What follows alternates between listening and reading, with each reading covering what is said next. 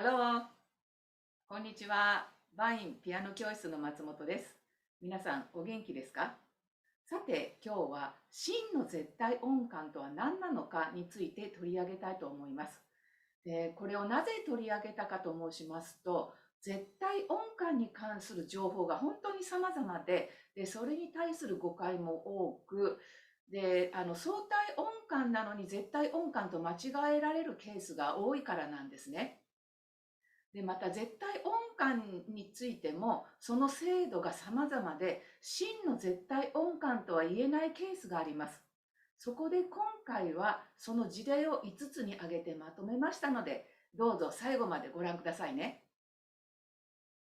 まず、絶対音感の定義ですが、こちらは以前の動画でもお伝えしましたが、基準音がなくても、音がこのように端から端まで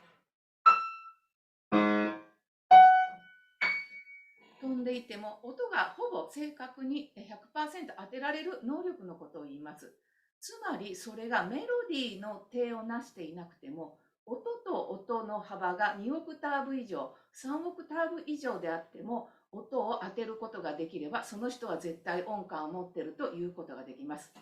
ちなみに私も音がここからここの端まで飛んでも、音がわかります。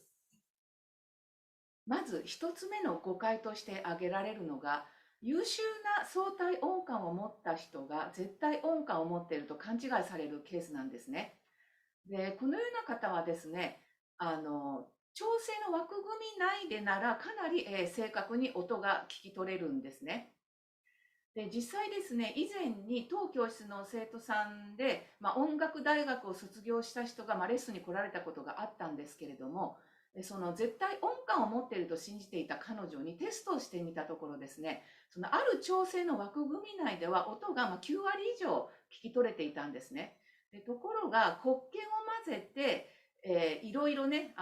メロディーの手をなしてない状態、無調整の状態で超音をさせてみたところ、ほとんど、その方は音を聞き取ることができませんでした。この場合はもう明らかに、その人が絶対音感を持っているのではなく、相対音感を持っているというふうに断言できます。次に2つ目の誤解ですが、発見の音はわかるけれども、黒鍵の音はわからないというケースです。で、こちらは限定的な絶対音感であって、真の絶対音感とは違います。真の絶対音感というのは、発見、黒鍵ともに、聞き取れる能力のことを言うんですね。したがって発見しか音がわからないというのであれば、それは真の絶対音感とは違います。3つ目の誤解は、限られた音域内、つまり2オクターブ以内とか3オクターブ以内とかっていうのであれば、発見でも黒鍵でも音を聞き取ることができるんですけれども、その音域を外れてしまうと音が聞き取れなくなるケースです。で、こちらはですね、声楽家や他の音楽家たちに多いんですけれども、声帯や楽器に触れる筋肉の感覚を頼りに音を判別しているのであって、純粋に耳だけを使って判別しているのではないんですね。で、従って彼らの出す声の範囲内とかですね、楽器の鳴らす音の範囲内であれば音が判別できるんですけれども、それ以外の音域になってしまうと、音がわからなくなってしまうのです。で、これはこれで素晴らしい能力だとは思うんですけれども、こちらもですね、限定的な絶対音感であって、真の絶対音感とは言えません。4つ目の誤解ですが、最初は音を間違えるけれども、音を聞いているうちにだんだん音がわかるようになるというケースなんですね。で、こちらはですね、音を聞いているうちに学習してしまいますから、その覚えた音を頼りに判別しているのであって、これは絶対音感とは言えません。で、絶対音感を持っている人は、例えば丸一日音に全く触れない状態で過ごして翌日ですね、音をポンと鳴らしても、これが何の音かっていうのがすぐにわかるんですね。なので、それができない方は、残念ながら絶対音感を持っているとは言えないです。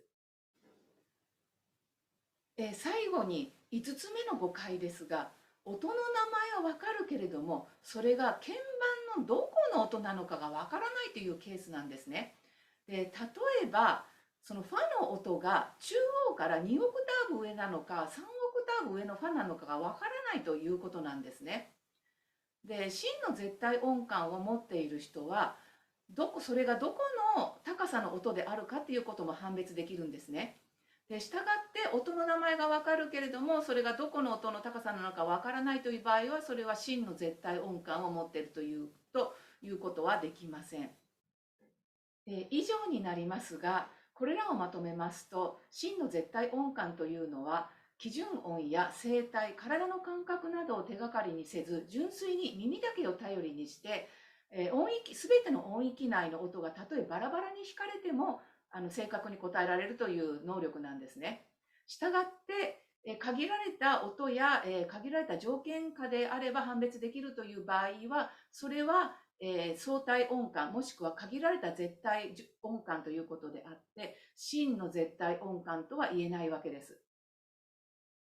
いかがでしたでしょうか。この内容が役に立ったよと思ってくださった方は、グッドボタンを押していただけると大変励みになります。また、よろしければチャンネル登録の方もぜひよろしくお願いいたします。それでは皆様、次回までさようなら。